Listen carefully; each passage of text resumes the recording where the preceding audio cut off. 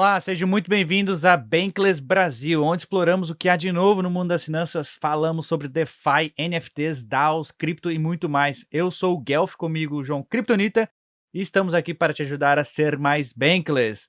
João, apresente nossos convidados de hoje, por gentileza. Fala pessoal, prazer enorme estar aqui em mais um episódio com vocês. Hoje a gente trouxe aqui o João e o Pedro, meus xarás aí, cada um de um lado, para a gente falar um pouco mais sobre um protocolo brasileiro, aí, um protocolo muito massa chamado Picnic. Então, João e Pedro, fiquem à vontade para se apresentar aqui para a gente. Começando então pelo João, para a gente seguir uma ordem aqui. João, a palavra é toda sua, meu caro. Opa, obrigadíssimo pelo convite, super feliz de estar aqui com a Bankless Brasil.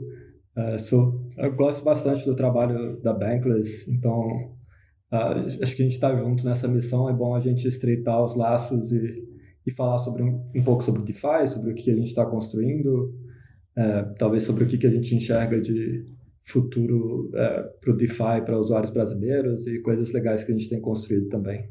Boa, Pedro, é contigo agora, meu caro. Beleza, obrigado aí, gente. Tá muito honrado de estar aqui no podcast com vocês. Obrigado pelo trabalho que vocês fazem para divulgar o Web3 aqui no Brasil. A gente sabe que não é fácil. Então, brigadão. Eu acho que uma intro rápida, né?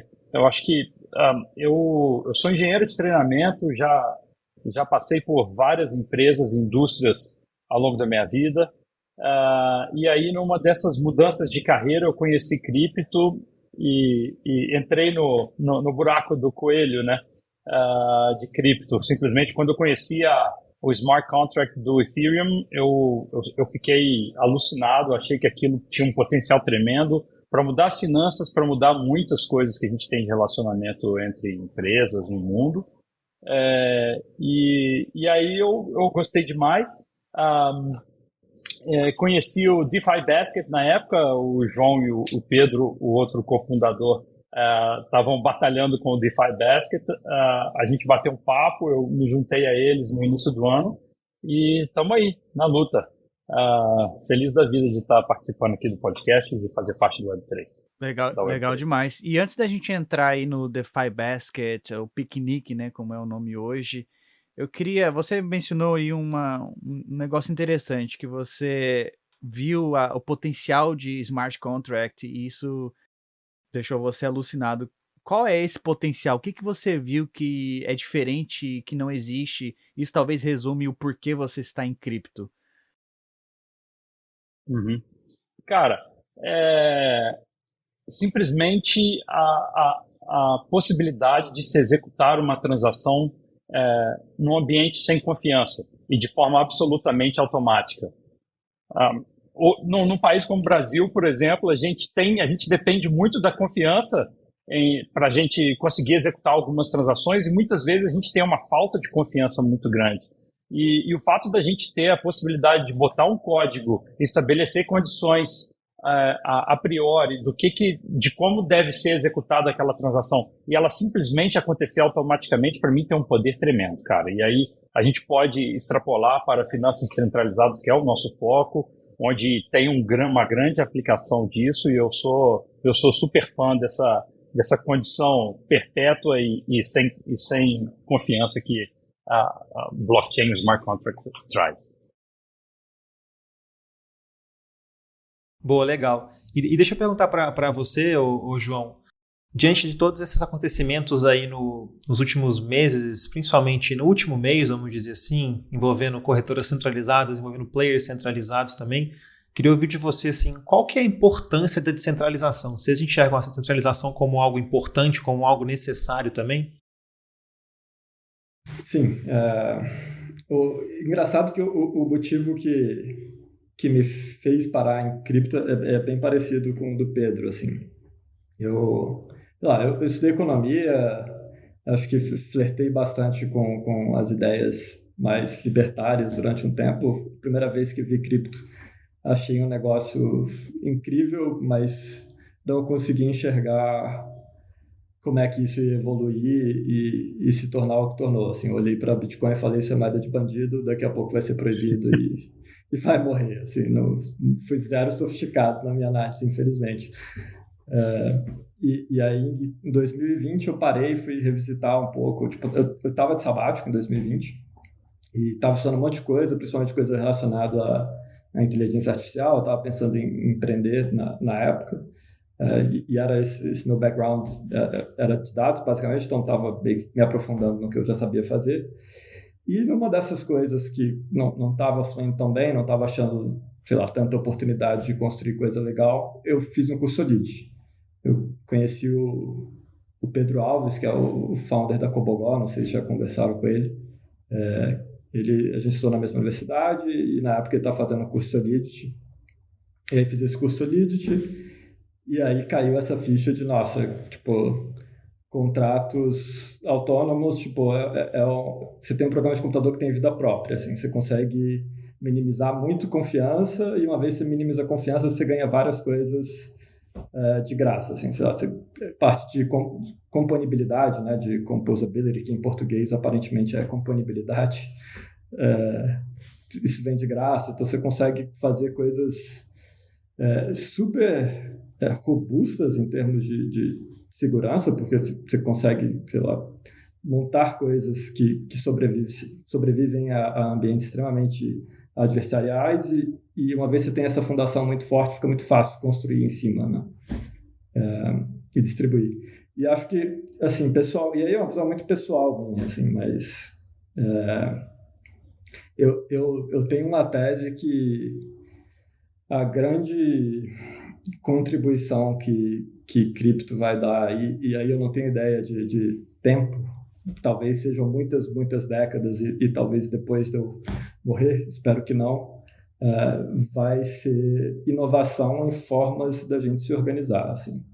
Então, tenho acompanhado muito o Balaji, estou muito curioso com o que vai sair do que ele tem falado e proposto em termos de network states, mas me agrada muito a ideia da gente começar a ter uma competição mais efetiva em coisas que hoje são monopólios, basicamente, que é governo.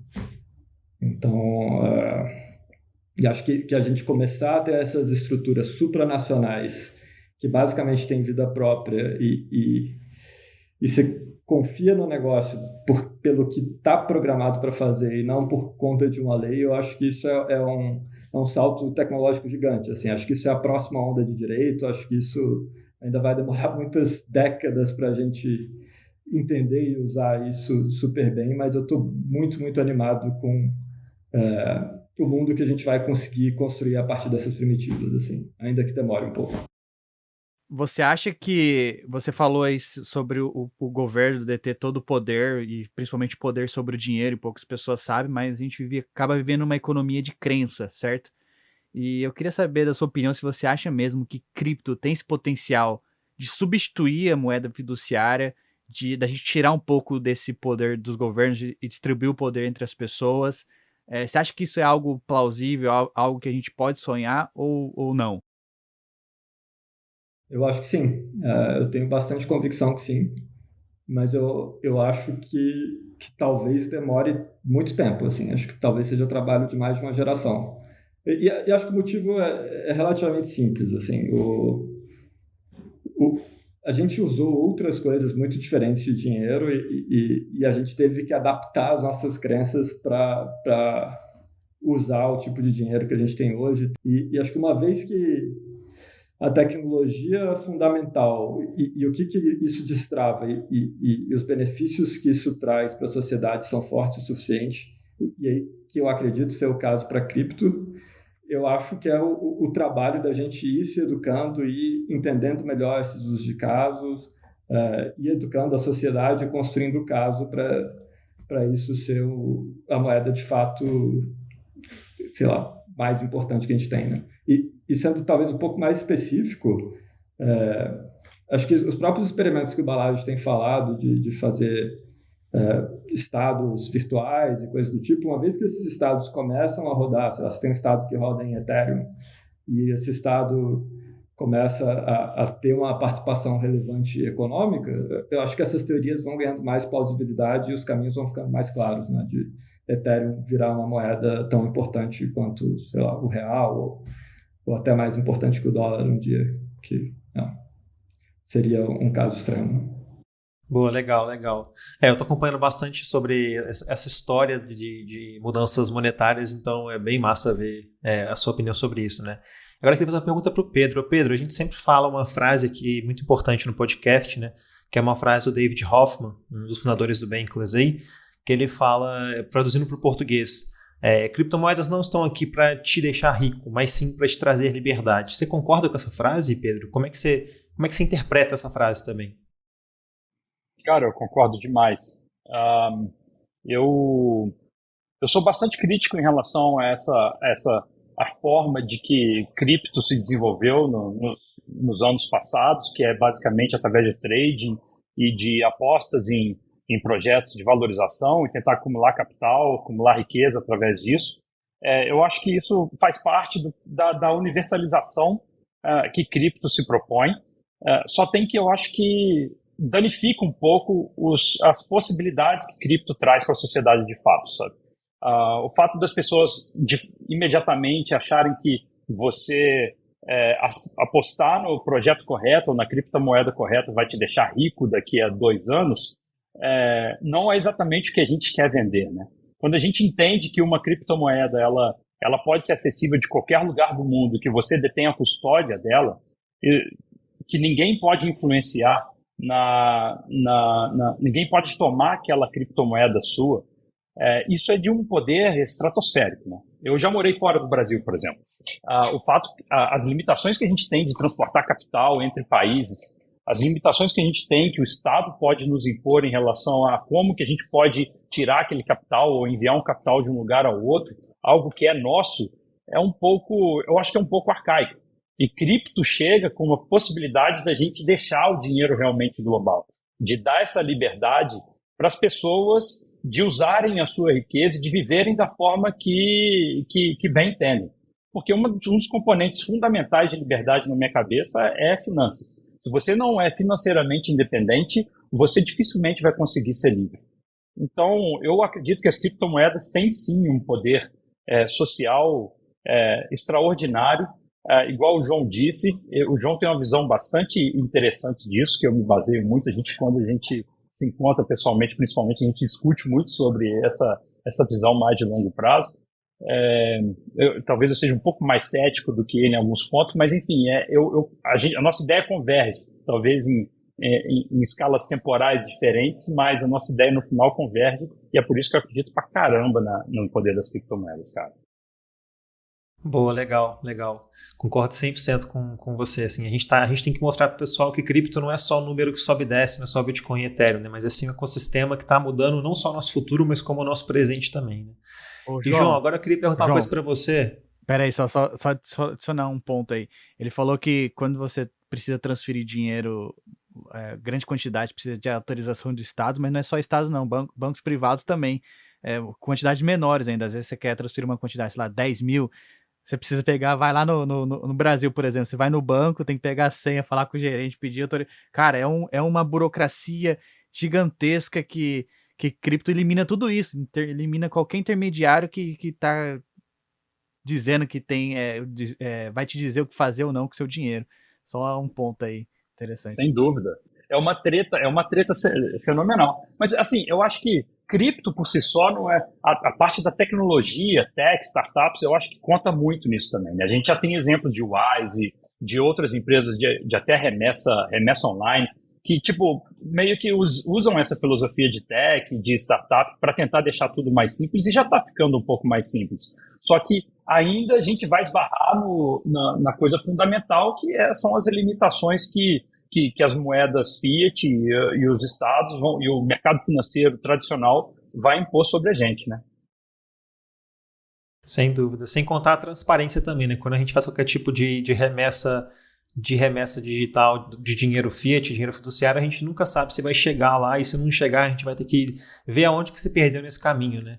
Quando a gente fala de blockchain, a gente sabe de onde que saiu e até onde que chegou, então é muito mais transparente.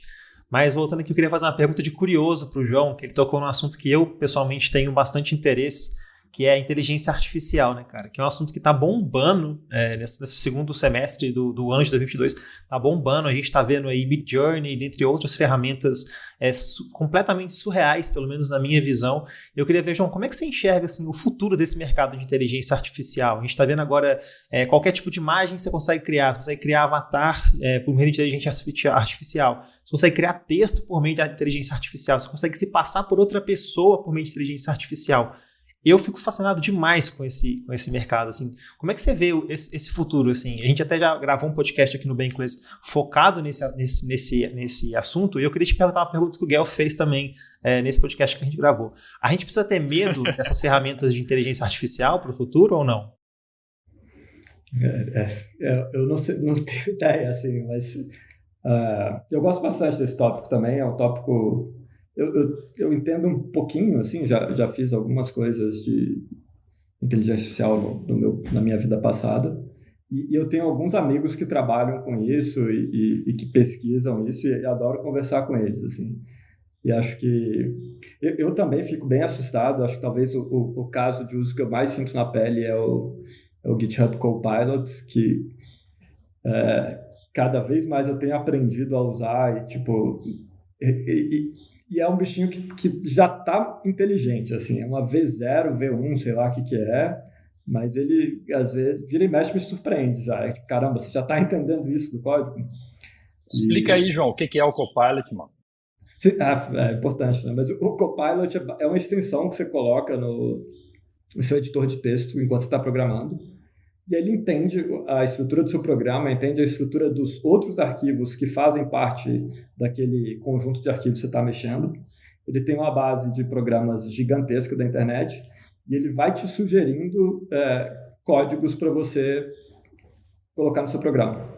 Então, se eu escrevo um comentário de fazer uma função para pegar o saldo de um usuário no Ethereum, ele muito provavelmente vai me dar um código que dá exatamente isso, assim. Para essas coisas básicas, ele faz super bem, super fácil. Então, já está um nível que, às vezes é melhor você comentar alguma coisa no seu código e esperar o que o Copilot vai te responder do que jogar um negócio no Google, assim. Muda um pouco já a lógica do fluxo de trabalho. E aí, juntando um pouco com algumas conversas com meus amigos que fazem pesquisa nisso e tudo mais, não parou de melhorar, assim. Então, acho que o Copilot deve ser o estado da arte de 2, 3 anos atrás, melhorou 40% ao ano, ou sei lá, 30% ao ano de lá para cá, assim. Então, e parece que não tem nenhum sinal que está reduzindo, assim. Olha só, até os devs vão ser substituídos no futuro. Nós estamos ferrados mesmo. Nós estamos ferrados, até devs vão ser substituídos.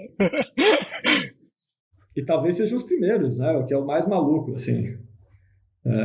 Eu vi umas reviews de uma galera falando que os trabalhos que tinham expectativa que iam ser os últimos a ser substituídos, que era dev e artista, estão sendo os primeiros já. Que tá tocando. Muito doido isso, cara. Muito doido mesmo.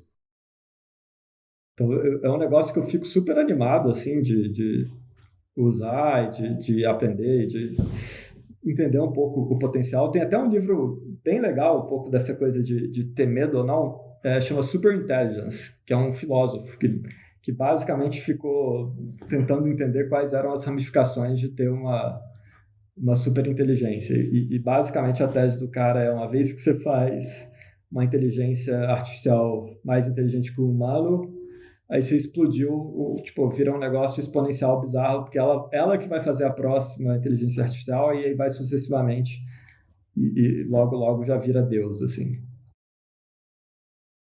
Muito doido. A última curiosidade, teve o Sam Altman, que é o CEO do OpenAI, falou que metade do time dele não quer ter filho, assim, e metade quer, então... Eu ia falar isso, cara, porque essa daí eu falo para quase todo mundo quando eu entro no papo de AI. Isso é loucura, cara. Eu entender, né? Bom, é algo que se a gente for conversar, estender, isso leva horas e horas de discussões, mas é um tópico realmente interessante. Mas mudando um pouco de assunto, então, eu queria tocar no protocolo de vocês, no Picnic. Aqui no site diz que era antigo DeFi Basket, Eu queria entender um pouco mais, assim, como se eu tivesse, sei lá, 5 anos de idade, que vocês me explicassem o que é o piquenique.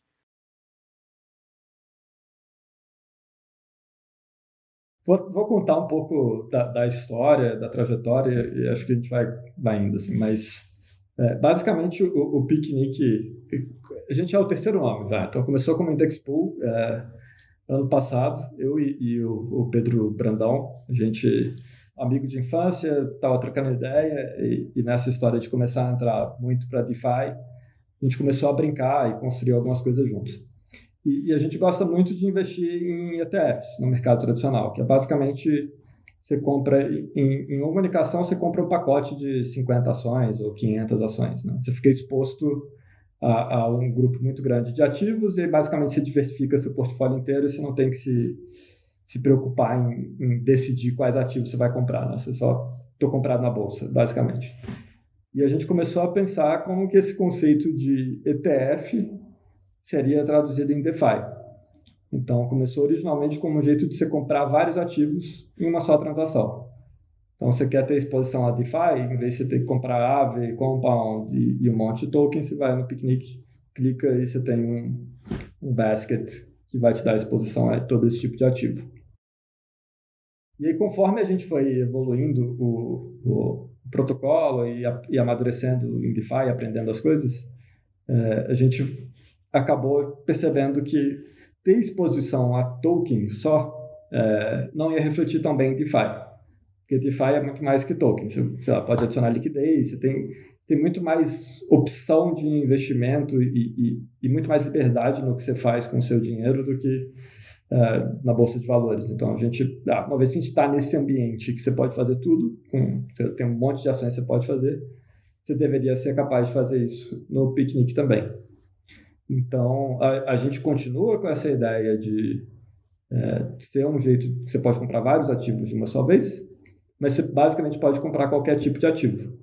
Então, se você quiser ter, por exemplo, um portfólio de farms de stablecoin, você consegue fazer isso. E a gente basicamente pega todos os passos que você precisaria para construir esse portfólio, junta tudo para você e te entrega o portfólio pronto do outro lado. Boa, legal. E deixa eu perguntar para vocês, assim, de forma bem simples também, seguindo a linha que eu falou, por que uma pessoa usaria o Picnic hoje? Se o Pedro quiser começar e o João depois complementar também, fique à vontade aí.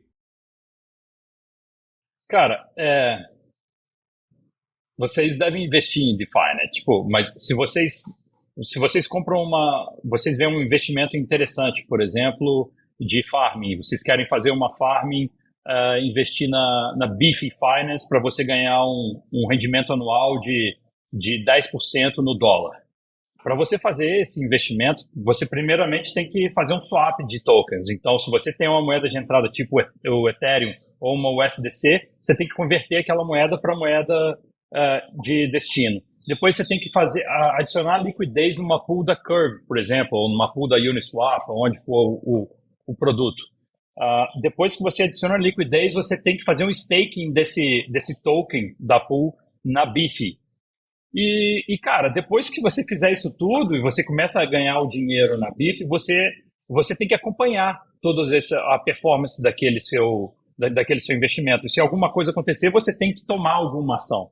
No Picnic, a gente deixa tudo mais simples, porque, primeiro, com uma única transação, você consegue botar aquele investimento de pé. Então, eu gastei horas a primeira vez que eu investi. Então, em 5 minutos você consegue fazer um investimento, contando todo o estudo que você teria que fazer e tudo mais.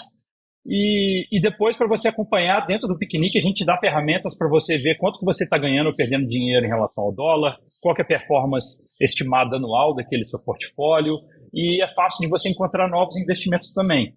Então, para mim, é bem simples e é algo muito útil na minha vida pessoal, e eu uso o Picnic para controlar um pouco dos meus investimentos em DeFi. Então, no caso, espero que tenha ficado claro. No caso, o problema que vocês estão solucionando é facilitar o acesso para aquela pessoa que quer investir em DeFi, mas não quer fazer os 9 passos aí que faz staking, compra isso. Você tem já pode entrar ali no Picnic, um clique você já consegue se expor ao mercado como um todo. É isso? Você falou, né, um estilo ETF. E quem que faz e como que é feito o rebalanceamento dessas pools de vocês ali dentro do Picnic?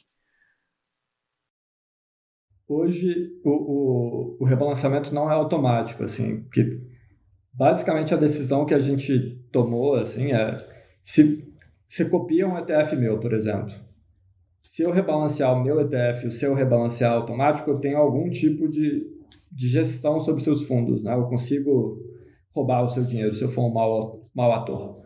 Então a gente optou por um caminho de minimizar a confiança. Então, se eu rebalancear meu portfólio, o seu portfólio não muda. Você teria que manualmente escolher atualizar seu portfólio. Isso ainda é uma feature para fazer, mas a ideia é que uma vez que o portfólio que você copiou seja modificado, você seja notificado e você opte por rebalancear seu portfólio, mas sem fazer nenhuma ação pelo usuário, até porque não foi feito de um jeito que a gente não tem custódia, isso nem é possível, assim, só os clientes conseguem de fato mexer nos fundos deles. Tem até alguns outros protocolos, só para tem um protocolo mais famoso e um dos primeiros protocolos em DeFi que chama Token Sets. Ele faz basicamente isso também, né? Só tem que a diferença é que ele tem um manager. E esse manager tem o poder de alocar os recursos da forma que ele bem entender. Então, tipo, se ele por acaso criar, vou dar um exemplo aqui esdrúxulo, tá? Mas, por exemplo, se ele for um ator com intenções ruins, ele pode simplesmente criar uma token e alocar todo o dinheiro naquela token e roubar todas as pessoas que estão investidas naquele set. Existem salvaguardas para não deixar que isso aconteça, mas enfim, é algo plausível de acontecer e a gente quis evitar que isso acontecesse no Picnic. Foi um ponto interessante que você levantou aí, porque a Token Sets é um protocolo onde qualquer pessoa pode criar lá um índice, né, um index. Se eu não me engano, a Index Coop usa a Token Sets e a DAO faz o management. Então, eu ia até te perguntar se vocês usam também algo parecido, tipo a Token Sets, ou não, é tipo totalmente à parte, vocês criaram o próprio produto de vocês ali, que não precisa usar outro protocolo por trás. Tipo, eu sei que vocês usam a Aave, sei lá, alguma outra prelude, mas assim, eu digo, no caso da Index Coop, eles usam Token Sets para criar o índice, a cesta, e a DAO faz o management ali. Vocês são diferentes, né? A gente é diferente. A gente fez o próprio smart contract do zero, assim, então a gente passou até por, sei lá, processo de auditoria, fazer software para blockchain, que é até mais parecido com fazer hardware do que software, né? Um processo bem, bem diferente, a gente teve essa experiência. E é um contrato até bastante diferente, assim, do Token Sets, que acabou que o contrato que a gente fez é uma smart wallet na prática. Então, cada portfólio ele é um contrato separado e os fundos do usuário ficam no contrato do usuário. Então, a única pessoa que consegue encostar ali é o cara que é o dono do basket, o usuário que é dono do basket.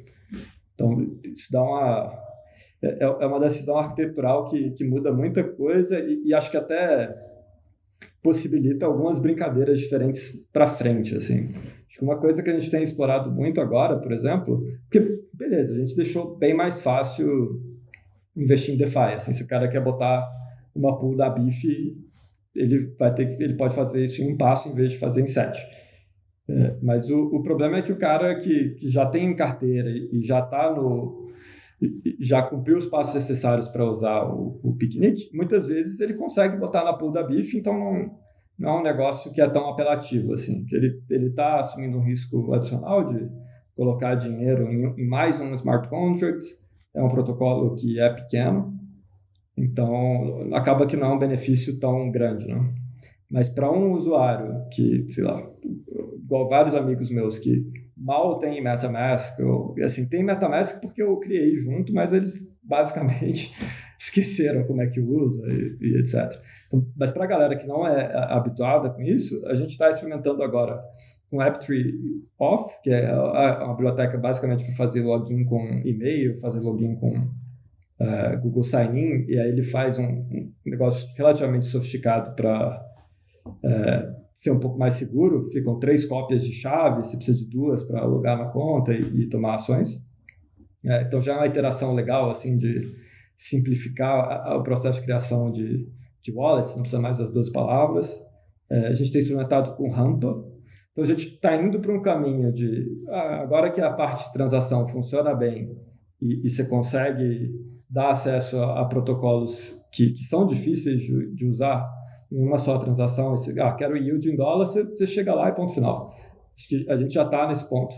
E agora o ponto que a gente está trabalhando é como é que a gente quebra as barreiras que existem hoje para a pessoa conseguir usar isso, né? Para ela ter esse yield em dólar sem saber quase nada de cripto, assim. Legal. E qual é a estratégia que vocês usam para escolher os ativos que vão dentro da cesta? Quem que faz essa escolha?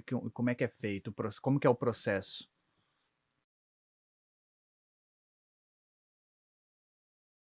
Eu posso. A escolha ela é basicamente colegiada entre. Nós somos um time pequeno, né? O João, o Pedro Brandão, que são os 2 cofundadores, e tenho eu e tem o Rafa, que é o designer do produto.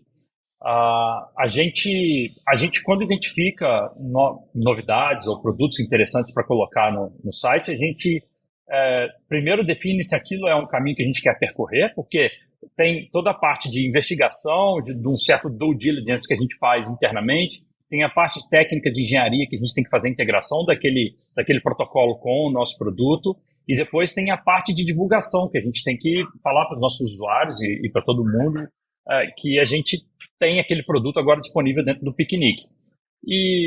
Então, quando a gente entende que aquilo é interessante, a gente faz essa parte de due diligence, que é basicamente, não tem nada absolutamente formal, mas a gente entra no Discord daquele protocolo normalmente, tenta conhecer os fundadores, se são projetos sérios, se tem alguma vulnerabilidade muito gritante de descentralização, por exemplo, que a gente mesmo não investiria. Eu acho que a pergunta fundamental que a gente tenta responder é essa, né? Tipo, a gente colocaria, sei lá, uma parte significativa dos nossos investimentos dentro desse protocolo? Se a resposta é sim, a gente decide em integrar, e aí são algumas semanas de desenvolvimento para a gente colocar lá e divulgar. Acredito que a liquidez também da moeda é importante nas decisões. Quando você olha uma stablecoin, por exemplo, eu vi que vocês têm um basket ali que é DAI e USDC, que são as que mais têm liquidez. Não vai colocar uma que quase as pessoas não conhecem, né? Mas vem cá, além do risco de contrato, de smart contract, existe algum outro risco? O João já mencionou que vocês não possuem a custódia dos fundos. Existe algum outro risco além do smart contract? Tem, assim, tem o risco de ativo, sei lá, vamos dar um exemplo um pouco mais específico. A gente tem integração com a Clearpool, por exemplo, que é um protocolo, eles basicamente emprestam para market makers e players neutros no mundo de cripto. E é um empréstimo que acontece off-chain, né? Então tem risco das pessoas que tomaram dinheiro emprestado não pagar, por exemplo. Esse é um tipo de risco, mas é um produto que tem esse risco, não?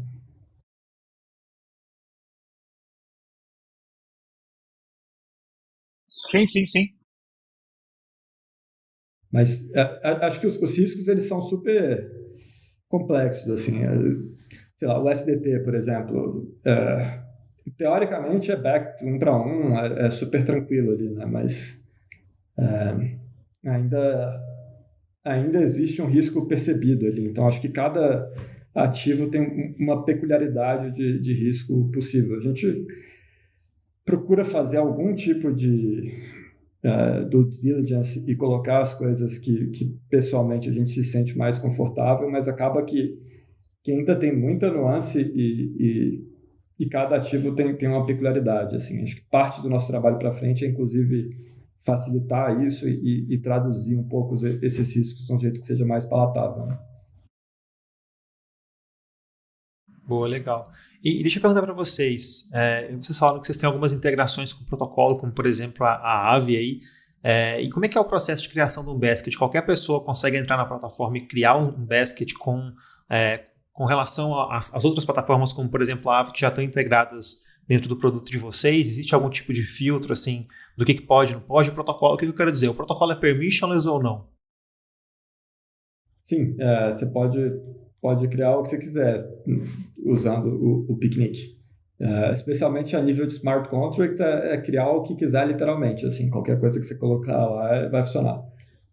A nossa UI acaba funcionando como um gargalo, né? Então, você só vai conseguir colocar via UI as tokens que estão listadas na nossa UI, mas o smart contract em si é completamente aberto ao que você quiser colocar lá dentro.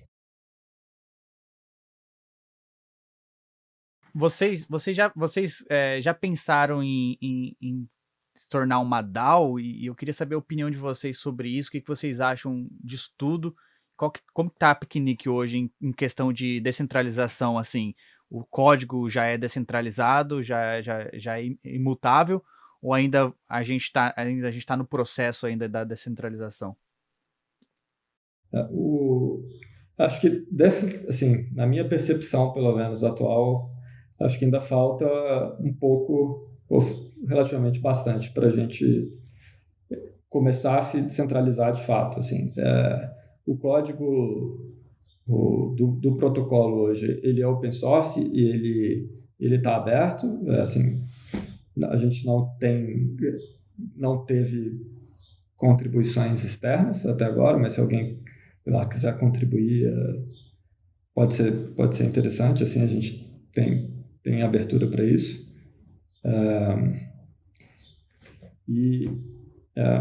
Mas em termos de descentralização, acho que como a gente ainda não acertou nada na veia e o produto ainda não é um produto que cresce semana a semana, então é uma coisa muito experimental, que a gente ainda está acertando exatamente o que o Picnic vai ser, a gente optou por ficar com um time menor que a gente consegue coordenar e mover mais rápido, não? E uma vez que a gente tenha um produto que de fato tem uma massa crítica de usuários e tenha uma proposta de valor muito clara, acho que atingir isso é pré-requisito para a gente começar a descentralizar. Então, pareceu o caminho intuitivo até agora, centralizado e rápido, e uma vez que tiver mais robusto, ele vai para um descentralizado e mais estável. Assim. Legal. E vocês podem falar de números, assim, tipo, quanto tem de TVL no protocolo, algo desse tipo? Ou Sim, o TVL, bom, ontem, a última vez que eu vi, eu acho que estava em $87 mil de TVL e o all-time high do TVL, se não me engano, foi $130 mil. Então, tipo, o fato que cripto está passando por um momento de bear market e eu acho que o mais relevante é o que o João acabou de falar. A gente continua em busca de um product market fit claro, onde a gente, acertando na veia, a gente vai conseguir crescer semanalmente e nesse momento, sem dúvida, a gente vai buscar fazer a descentralização, que essa é a nossa visão, é isso que a gente quer, e criar uma DAO da forma que a gente achar melhor naquele momento, que a comunidade achar melhor naquele momento também. Mas a gente já tem um Discord funcionando, caso as pessoas queiram entrar. vai deixar o link É bastante aqui. comunitário de fato, né? Mas assim, não é formal. Boa. E vocês já pensaram em integrar algum tipo de NFT na plataforma de vocês, onde os usuários poderiam ter algum tipo de alocação a um NFT? Não sei, às vezes até fazendo uma espécie de fracionalização ou fracionamento, eu nunca sei a palavra em português, de um NFT blue chip, onde a pessoa pode estar exposta, mas não necessite gastar uma quantidade muito alta financeira para conseguir participar da valorização ou desvalorização daquele token não fungível? Eu cheguei a olhar isso, mas tem tempo já, João. Eu tinha olhado, a gente está na Polygon especificamente. Acho que 1 ano atrás eu procurei para ver se tinha algum protocolo com volume grande, assim, já de fracionalização de NFT na Polygon. Na época não tinha.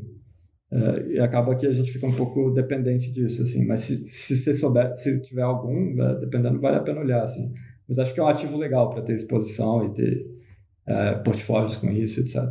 Vocês estão na Polygon por conta das taxas da mainnet? Tipo, esse foi um dos principais pilares que vocês decidiram ir para Polygon? Ou tem mais algo além disso? Foi, isso, assim, a gente começou a brincar com a ideia em fevereiro de 2021, e aí a gente estava pensando 100% mainnet, e aí lá para julho caiu a ficha que esse negócio de gás ser caro não vai durar tanto tempo, assim. Acho que o futuro o gás vai ser barato e a gente acabou decidindo ir para uma arquitetura que gasta muito gás. Todo o portfólio que você faz, ele replica todas as transações. Acho que foi um trade-off, assim, de ficar mais fácil entender para o usuário o que estava acontecendo e aí gastar mais gás. E a gente fez essa aposta que o futuro o gás vai ser barato e vamos construir já pensando nisso. Sabe uma coisa que eu percebi, tipo, fora do tópico? Eu conheci alguns protocolos que, beleza, foram fundados por, sei lá, americanos ou pessoas de países já consolidados. E o pessoal fala, vou lançar na mainnet, sei lá, $20 uma transação tá ok, $10. Mas quando você transforma isso para o Brasil, e aí a realidade de todos nós aqui, tipo, beleza, você sabe que a conversão é muito maior, $10 no Brasil hoje é muito dinheiro. Aí eu fiquei pensando, será que vocês, beleza, optaram por fazer na Polygon, mas também olhando para esse lado de mercado emergente, será que esse é o público que vocês estão tentando alcançar, o mercado mais emergente? Não só Brasil, mas todo esse resto que precisa de cripto, precisa de DeFi, precisa ter uma usabilidade melhor. Qual é a opinião de vocês sobre isso aí? Eu acho que essa é uma hipótese muito válida, Guel. Eu acho, tanto que eu vou até falar um pouco do produto que a gente está construindo, que o João já mencionou, e a gente está chamando ele, talvez seja temporariamente, talvez não, de Easy Picnic, porque, cara, a gente enxerga diversas barreiras, né, para a gente tentar popularizar a cripto da forma que nós almejamos, a nossa visão. Então, uma era a questão de protocolos e de transações e tudo mais. Tem a parte de experiência do usuário, de carteira, que a pessoa tem que estudar bastante para entender, que a gente está abstraindo nesse nosso Easy Picnic. Tem a parte de gas, que é algo que para nós a gente está assumindo que é algo bastante impeditivo, principalmente por conta da arquitetura também que o João já mencionou. Então, quando a gente montou o produto, a gente assumiu que, vamos fazer sign-in como se fosse Web 2, vamos fazer sign-in com Google ou com qualquer outra rede social que a pessoa tem, e vamos dar o dinheiro de gas para a pessoa para a gente testar. Então, pode ser que isso seja uma barreira muito grande para as pessoas usarem cripto, e se isso se confirmar, a gente vai buscar formas, a gente viabilizar, por exemplo, de que todas as transações sejam gasless, sejam pagas de uma outra forma. Existem fundações para isso que fundeiam empresas em cripto e tudo mais. Então, a gente acredita tanto nessa visão que você falou que a gente está construindo um produto exatamente para tentar provar esse ponto que você falou. Legal. Essa questão de facilitar a interação com o usuário é algo que está bastante em pauta hoje em dia, né? Acho que a gente até conversou um pouco sobre isso antes, e é algo extremamente necessário, né? Não sei se vocês concordam, eu queria ouvir a opinião de vocês, fazendo, lógico, um exercício aqui de futurologia. A gente sabe que o mundo cripto é muito louco, as coisas mudam de uma hora para outra, mas vocês entendem também que no futuro, um futuro talvez mais próximo do que a gente imagine muitas vezes, as pessoas vão acabar usando blockchain, usando cripto, DeFi, e muitas vezes sem saber que vão estar usando isso tudo. Vai ser uma parada assim, eu baixei um aplicativo ali, eu tô colocando meu dinheiro, ponto final, não sei como é que funciona a blockchain, às vezes nem quero saber como é que funciona uma seed phrase, mas eu quero colocar o meu dinheiro ali, eu quero que o meu dinheiro tenha um rendimento melhor do que a poupança, por exemplo, ou de que qualquer rendimento que um banco te ofereça, que muitas vezes não vai nem cobrir a inflação ali. Você acredita que esse processo de simplificar as coisas e muitas vezes as pessoas nem entenderem como funciona uma blockchain é algo que faz sentido para o ecossistema e é algo que vocês também estão buscando? Eu estou com uma opinião bem forte nessa tese. Eu acho que eu fui construindo essa opinião ao longo dos últimos 6 meses. Assim, acho que do ponto de vista de tech, sim, acho que eu estou bem confiante, bem certo que vai acontecer. E até onde eu entendo, assim, eu sou novo no ecossistema, mas é uma discussão antiga, a discussão de como que a usabilidade do Ethereum fica melhor. Acho que parece que, inclusive, eu ouvi comentários do tipo, nossa, tem 6 anos que a galera está falando que isso vai melhorar e não melhora, esse negócio que estão falando não vai dar errado. Tipo, desiste de tentar melhorar, que a galera já está tentando fazer isso há 6 anos e não vai. Então tem os pessimistas. Mas o contraponto disso tá rodando. Então, tem o tal do RC4337, que é um padrão de Smart Wallets. Esse padrão de Smart Wallets, ele basicamente destrava 4 coisas. A primeira é que você não precisa de seed phrase. A segunda é que você paga gas em qualquer token. Então, você não precisa ter Ethereum, você pode pagar em USDC, BRZ, qualquer coisa que você tiver na carteira pode ser usado para pagar gas. Você não precisa se preocupar com qual chain você está. Você só assina a mensagem sei lá, a UI que você está indo, ela vai fazer esse trabalho para você de colocar isso na chain certa, e você faz uma transação só sempre. Então, tipo, não tem mais approve swap, é só uma coisa, sempre. Isso é o account abstraction, que o pessoal tá falando bastante? Já tá. Exatamente. É a tecnologia que o pessoal da ZK-Sync, Starknet já estão colocando, a Argent, né? Pô, interessante. Será que vocês vão para ZK-Sync também ou não? Talvez. Tipo, como esse negócio de account abstraction é nativo lá, é ainda mais poderoso, porque no Ethereum o fluxo vai ser um negócio, você tem que criar uma wallet nova, e essa wallet nova vai ser uma wallet super poderosa, né? Na Starknet, todas as wallets são assim. Não existe wallet que não é assim, né? Então, você ganha um monte de funcionalidade de graça para todas as contas que estão lá. Entendi. Eu acho que isso aí é fundamental, é o que talvez vai trazer a próxima, as pessoas que a gente tanto espera para dentro de DeFi. O que o Curi estava falando aí, por exemplo, a pessoa não precisa saber como que blockchain funciona. Hoje, duvido que alguém saiba como que um cartão de crédito funciona, por exemplo, mas está lá usando, certo? Eu acho que o que vai trazer mesmo próximo bilhão de pessoas, que é a nossa meta aqui, 1 bilhão de pessoas, é realmente ter esses produtos com uma UX fantástica, onde a pessoa dá um clique só, ela já está interagindo, ela não vai... Porque, sendo honesto hoje, DeFi, cara, não vai atrair a galera. Do jeito que tá, não dá, é muito difícil. Eu faço imersões lá na Bankless, o João faz também.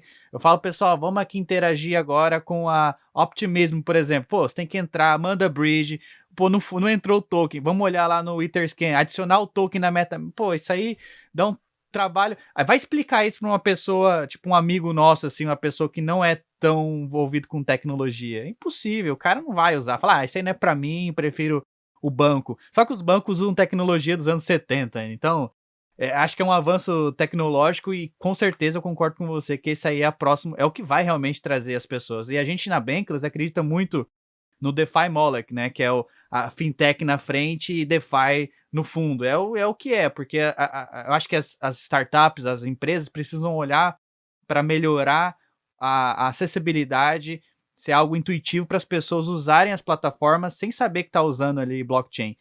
E para mim, blockchain é o futuro. É o que vai rodar praticamente tudo que a gente conhece hoje vai ser rodado dentro de blockchain.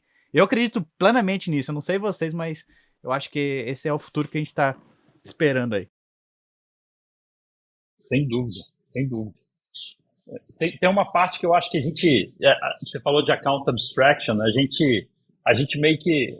A gente não percebe, você falou, por exemplo, uma transação de cartão de crédito, mas todo o sistema financeiro, ele é rodado em premissas de abstrações. E a gente não tem essa visão, e nunca teve curiosidade, ou sei lá, tudo é abstraído. Quando a gente abre o nosso aplicativo lá do banco digital, é simplesmente tudo abstraído para deixar a coisa mais simples, mais palatável para quem está usando, né? E a impressão que eu tenho é que a gente tem uma certa dificuldade de fazer essas abstrações à blockchain, porque tudo é transparente, tudo é permissionless, todo mundo tem acesso a tudo, e às vezes a gente fica um pouco com o pé atrás, mas será que eu vou estar sendo correto aqui em abstrair isso para o usuário, eu acho que a gente tem que tentar dar um passo nisso e ver se vai dar certo, porque na minha visão é o jeito certo, é abstrair para deixar tudo simples e fácil de entender. Exatamente. E eu acho que para vocês, assim, eu fico feliz de ver brasileiros, protocolo assim, formado por time brasileiro, abrindo as portas para o mundo, né? Não está só no Brasil e já abre para o mundo inteiro e facilitando o acesso. Eu espero ver dentro da Picnic, eu não sei se é isso que é o plano de vocês, mas algo onde o cara transfere o dinheiro dele ali, o Fiat, sei lá, com Pix, já está investindo em DeFi. Isso aí seria o ideal para o brasileiro afegão médio ali que quer investir em DeFi e não sabe como. Se vocês estiverem fazendo isso, está no caminho certo. Vem cá, antes da gente finalizar aqui, eu queria saber se tem alguma pergunta que a gente não fez, que vocês gostariam de informar a nossa audiência, o pessoal que está assistindo agora ou escutando. Cara, talvez fazer um convite aí para a sua audiência e para vocês também, que a gente está trabalhando exatamente nisso, Guelph. Fazer Pix e direto para DeFi, assim. Então, ficaríamos super felizes aí de ter vocês e a audiência como testers para pegar feedback e para ajudar a construir e a direcionar o produto. Mas isso, acho que semana que vem a gente já tem uma versão para brincar, assim, que manda Pix, entra dinheiro e vai para DeFi. E o site de vocês tá em inglês agora? Vocês tem versão em português? Isso já tá no forno também? Ou vocês vão deixar mais em inglês mesmo? Esse deve ser um beta fechado, pelo menos por um tempo, em português, tudo localizado, com Pix. Vai ser uma experiência bem simples. A gente vai pagar gas, então tipo, não vai se preocupar em ter gas. A ideia é deixar o negócio mais fácil possível. Assim. Levar o DeFi pro próximo nível, né? Tirar essa galera que investe em poupança. Sai fora, gente, poupança. Vamos investir em DeFi. Tenha custódia da sua grana. Não fica deixando em banco, não. Né? Exato. Bom, Exato. E como que as pessoas fazem para encontrar vocês, então, fazer parte da comunidade? Você falou que tem o Discord, mas onde mais as pessoas podem encontrar vocês ou conectar com vocês nas redes sociais, sei lá, no Twitter, por exemplo, ou até mesmo no site? Como que faz para alguém que quer participar ou até mesmo ajudar vocês a construir a comunidade? O nosso Twitter é @usepicnic. É muito simples de entrar lá. Esse é o nosso principal canal de comunicação, onde a gente faz os principais anúncios e a gente interage com a comunidade. O Discord o link para entrar no Discord está no @usepicnic do Twitter, ou então você pode entrar no nosso site www.usepicnic.com e lá tem todos os links das nossas redes sociais e você pode inclusive testar um pouco o nosso produto se você quiser. Interessante que o Use Picnic ficou tanto em português como para inglês, né? Use Picnic. Ficou, cara. Quem teve essa ideia foi genial, hein? Cara, Guilherme, sabe uma coisa interessante? A maior comunidade de usuários nossa, cara, é francesa. Francesa? Pareça. Francesa. Francesa. Caramba, que interessante isso. Por que será, hein? Vocês sabem, você tem uma métrica? Um dos principais produtos que a gente lançou foi fazer farming de stablecoins emitidos pela Jarvis, que é um protocolo de stablecoins da Polygon, principalmente.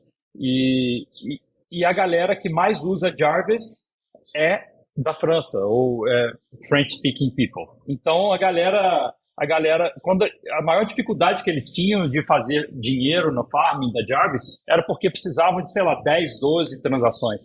E quando a gente lançou o produto integrado com a Jarvis, que facilitava todas essas transações, teve uma galera que migrou para o Picnic. Foi bem bacana, assim, receber o feedback deles, ouvir o que eles pensavam. Então, além de fazer esse exercício do Easy Picnic que eu comentei aqui no Brasil, sem dúvida a gente planeja fazer também na Europa em algum momento no futuro. Legal. E vamos trazer mais brasileiros para usar a plataforma de vocês aí também, ajudar a erguer, a construir a comunidade, a investir dentro da plataforma. Acho que isso aí é fundamental. Lembrando que todos os links também vão estar na descrição aí. Tudo que a gente falou aqui vai estar na descrição do podcast, então vai estar tudo aí embaixo aí, para vocês não se preocuparem. E tem um último aviso aqui que aí depois Mas eu ajudei a organizar um curso de DeFi junto com o Banco Central. Não sei se chegaram a ver um curso que é Lift Learning DeFi. Escutei sobre isso. É um curso, tipo, cada aula foi um professor diferente, aí veio uma galera muito legal, assim, que só brasileiro, e o curso em português. Era bem experiente, assim, a ideia era trazer a pessoa mais especialista sobre aquele tópico para dar aula. E tá gratuito, está no YouTube. Acho que pode ser uma coisa legal para quem se interessar por DeFi também. Legal, legal. A gente vai deixar também o link, então, na descrição para quem quiser, quiser aprofundar mais os estudos. Mas é isso. Galera, eu queria agradecer a presença de vocês. Confesso que estou bastante animado com o protocolo, com a Picnic. Eu, particularmente, vou usá-lo. E espero que a nossa comunidade também entre ali e comece a usar o protocolo, porque não tem maneira mais fácil de investir em DeFi ou, assim, se expor a cripto do que um clique, né, com a Picnic. Enfim, acho que essa é a mensagem que vocês querem passar aí pro pessoal. Então, lembrando a todos que também que nada falado no episódio de hoje foi uma recomendação de investimento fiscal ou recomendação de vida. Infelizmente, criptomoedas ainda são consideradas ativos de risco, então façam suas próprias pesquisas. E lembrando a todos também que estamos a caminho do desconhecido. Essa é a fronteira e não é para qualquer um, mas estamos muito felizes que vocês estão conosco nessa jornada. Muito obrigado a todos e até a próxima. Valeu!